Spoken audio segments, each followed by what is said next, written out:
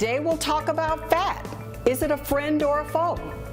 Please welcome Melanie Ajanwachuku and Mona Merrill. Hello. We hope that you've been following our series for the health of it. And if so, welcome back. And if not, welcome now. We do hope, though, that you'll go back to the beginning and catch up, as we believe that it'll be well worth your time. We've chosen topics of discussion based on expressed interest in how nutrition and lifestyle affects our ability to cope during this era of COVID-19.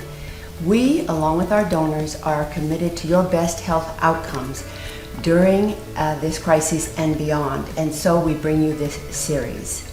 We're here today to discuss dietary fats.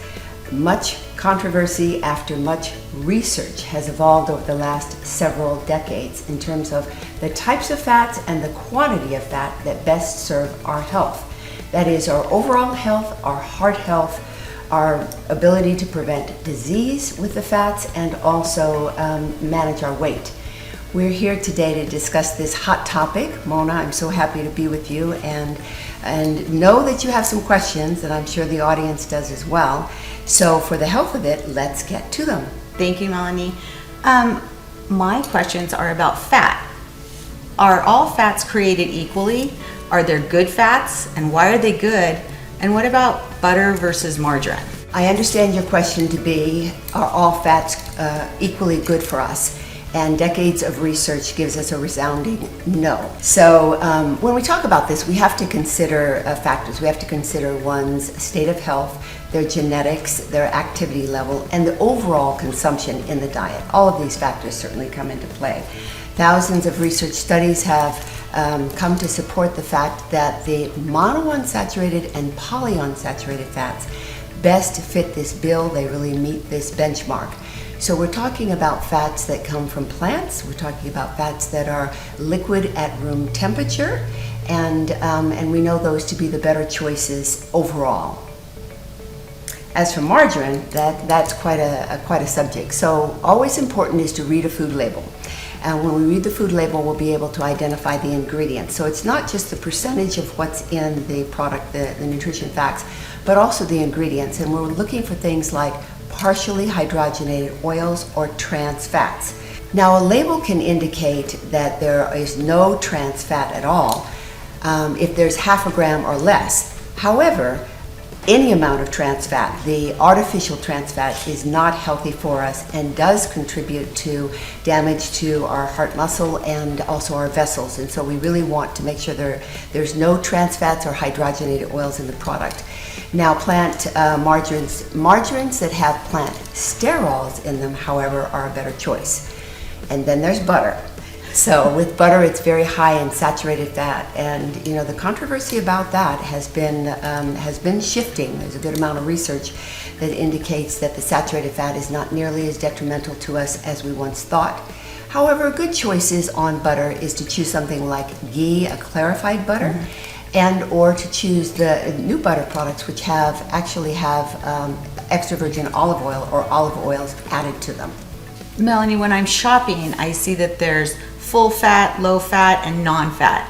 What's the better choice? Certainly, again, and that leads back to the more recent research.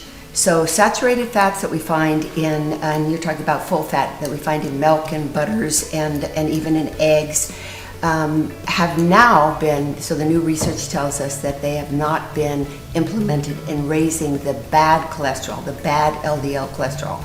So LDL cholesterol has different factions. The smaller molecules are the ones that are more problematic, and we understand now that foods that are high in saturated fat are not raising those particular particles. So when we're looking at these products, we don't have to be as concerned about picking those, and other concerns come forward. So certainly foods that are lower in fat are less tasty, and then often when they take out the fat, they put in refined sugars. Those refined sugars are definitely not an improvement. And then the other thing that happens is if the food is not as satisfying, people eat more of it. As they eat more of it, they consume more calories. As they consume more calories, they're more likely to gain weight. And we do know strongly there's strong implications of overweight and heart disease. So go ahead and have a little bit of your full fat products. moderation in all things, we always say. When I go to the grocery store, again, I see avocado oil, extra virgin olive oil, sunflower oil, so many different types of oils. What's the best oil to use? So when we think about a healthy fat, we want to think about something that's going to be promoting our best growth and our development and our maintenance and preventing disease. So with the oils, we know that the saturated fats and even the monosaturated fats endure the temperatures, the higher temperatures for cooking, especially at high temperatures frying. So we want to move in that direction, away from the polyunsaturated fats, so things like the corn oil and other vegetable oils. They interact with oxygen at high temperatures and they're converted to very unhealthy products, and so they are not better for frying. So saturated fat for frying, but bear in mind, again, as we fry food, we significantly increase the calorie content of the food. And as we do that, we're at that potential more calories, potentially more weight. So be thoughtful about your frying. So good choices would be the avocado oil, not the extra virgin olive oil. So the plain olive oil, the avocado oil, coconut oil, ghee would be okay. Those are going to be better choices for the occasional frying that you're going to be doing. Thank you.